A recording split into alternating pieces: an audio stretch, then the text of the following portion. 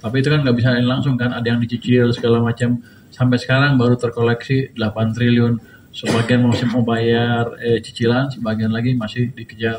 Tapi kita akan yang 50 T itu akan kekejar pelan-pelan ya. Sehingga tadi soal DJP tahun 2026 itu bisa intip uang elektronik dan rekening digital gitu Pak. Itu tanggapan dari Kemenkyu seperti apa? Terus juga manfaatnya itu sampai sekarang sih belum. Kalau itu kan kita nggak bisa men-tap, mengambil langsung di sana kan, karena kan dunianya juga dunia lain kan di sana kan. Kalau uang digital biasa kan udah langsung kehitung kan, tapi kalau mau Anda bicara kripto segala macam, kelihatannya masih belum akan dilakukan di tahun 2026. Karena teknologi juga untuk sebagian orang pajak aneh kali. Itu kan advance sekali kan. Kita masih menggunakan teknologi yang ada untuk mengumpulkan pajak yang konvensional, yang modern seperti itu belum, dan kelihatannya nggak segampang itu. Ada yang menawarkan kita katanya bisa mengambil pajak-pajak seperti itu, tapi ketika kita tes softwarenya belum kelihatan cukup menjanjikan. Tadinya mau kita implementasikan awal tahun ini, tahun depan, tapi setelah kita lihat softwarenya kita masih pelajari lebih dalam lagi ya. Jadi nggak segampang itu. Oke teman-teman, udah ya, terima kasih atas perhatian teman-teman.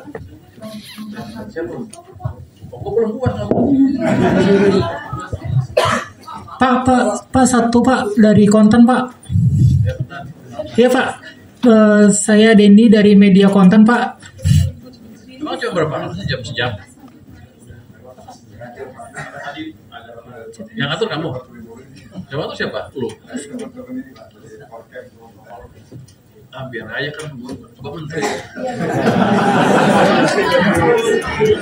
Pak, saya Pak Dendi Pak. Atau pinggir dulu. Kan gua udah ngomong kita kan. Setelah ngobrol Pak, saya Dendi dari media konten, ada 3 pertanyaan Pak. Yang pertama soal update pengemplang pajak Pak, yang dari 200 penunggak pajak itu realisasinya sekarang berapa ya Pak? Kemarin kan DJP menargetkan 20 triliun bisa tertagih ya Pak. Apakah ini bisa tertagih seluruhnya atau bagaimana Pak? Terus pertanyaan kedua Pak soal serapan belanja KL Pak, apakah sampai sekarang ada KL yang masih serapan belanjanya rendah Pak? Terus untuk rencana realokasi ke anggaran MBG ini jadi atau enggak Pak? Terus pertanyaan ketiga soal CPNS Kemenkyu Pak, bakal ngambil dari stan nggak atau enggak Pak? Terima kasih. Atau dari luar stan Pak? Ya lu nanya 3, gua udah lupa 3-3-nya. Iya Pak, 3 itu aja Pak. Yang pertama tadi Pengemplang pajak 200 penunggak pajak. Itu yang 200 orang itu ya kita kumpulkan terus kan, targetnya 50 T ya. Tapi itu kan nggak bisa langsung kan, ada yang dicicil segala macam. Sampai sekarang baru terkoleksi 8 triliun. Sebagian masih mau bayar cicilan, sebagian lagi masih dikejar. Tapi kita akan yang 50 T itu akan kekejar pelan-pelan ya. Tapi baru 8 sekarang kira-kira. Berapa tadi? Tapi yang target 20 triliun Pak bakal bisa tertagih berarti sampai akhir tahun ini. Kemarin kan DJP nargetinnya 20 triliun tertagih Pak. Kemungkinan besar tertagih. Mereka jangan main-main sama kita. Apalagi yang kedua? Soal serapan belanja KL Pak. Serapan belanja KL sudah kita pelajari kan, masih gerak nih. Cuman rata-rata masih sesuai dengan rencananya. Tapi ada juga beberapa yang sudah nyerah mengembalikan uang ke kita. Kita hitung-hitung ada 3,5 triliun yang dibalikin sampai dengan sekarang karena mereka nggak mau belanjain. Itu kementerian apa aja Pak? Itu rahasia. Nanti kalau dibilang mancing-mancing. Yang 3 soal CPNS Kemenkyu Pak, apakah dibuka di luar stand atau gimana? Saya pikir akan terbuka ya. Yang hybrid, ada stand, ada di luar stand. Kenapa kamu mau ngelamar sini? Ya? Kita market berapa? Oh belum. Kalau pejabat pasti jawabnya begitu. Kami sudah minta formulir dari Pak RB, jadi kami nggak bisa jawab. Berapa mau rekrut lo? Nggak, lo merekrut berapa total? 279. Itu stand. Mau rekrut berapa kita? Kemarin kita udah 1.100. 13 itu dari Ya, di luar kita sana. tahun ini mau rekrut berapa ke depan? Untuk sementara yang baru kita hitung 279, karena yang kemarin itu 1.100 itu sudah dari yang di luar sana. Nah, tahun ini kita akan mengusulkan yang usulan DT yang Berapa? Pak Jaka tadi bilang 300. Yang SMA itu? Ya. Oh, jadi gini, kalau lihat dia terjemahan apa yang dia katain, nextnya stand semua. Karena 1.100 sebelumnya udah dari luar stand. Gitu loh, Jam. Kayak itu ya, satu. Yang kedua, kan bea cukai perlu tenaga lapangan tuh. Jangan semuanya bawa satu yang ini tenaga tekniknya, teknis yang ngambilin bea cukai itu.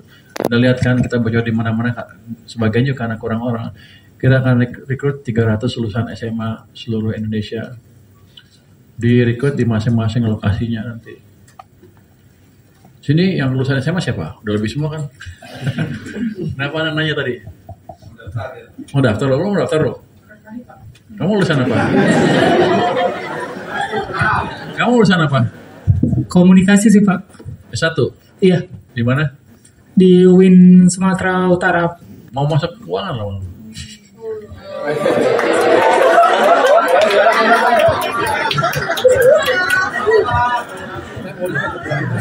Bajunya paling rapi.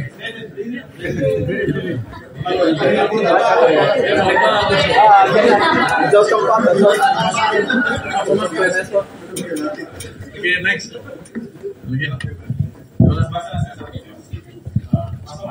Pak, saya Dani dari Bisnis Indonesia. 2 pertanyaan. Jadi awal pekan ini investasi melepas obligasi pemerintah 84 juta miliar, 84 juta dolar. Nah itu sehingga harus masuk ke situ sepanjang 2025 itu jadinya sekitar US 25 juta ya Pak. Itu sangat rendah kalau misalkan dibandingkan sama periode yang sama tahun lalu. Kira-kira kalau asesmen Bapak itu sentimennya apa ya Pak yang menyebabkan hal itu? Terus yang kedua, hari Selasa lalu kan Presiden rapat khusus Pak di Halim. Bapak memang saat itu sedang di luar kota, itu saat di Surabaya. Itu Pak Presiden menginstruksikan Menteri Sekretaris Negara untuk ngawasin dan juga memeriksa penyerapan anggaran pusat sampai daerah. Nah, sebenarnya instruksi serupa itu disampaikan juga nggak sih Pak dari Presiden ke Bapak juga? Gitu. Dan mungkin kalau misalkan ke depan nanti Mensesnek akan terus memantau penyerapan belanja ya Pak ya, kita tahu juga masih kesusahan untuk akselerasi, itu seperti apa koordinasinya bagi tugasnya biar nggak overlap? Yang pertama market ya. Kalau kan di stock market kan udah balik kan, udah naik kencang. Cuman di bond emang keluar untuk waktu yang pendek. Mungkin sebagian dari bond investor masih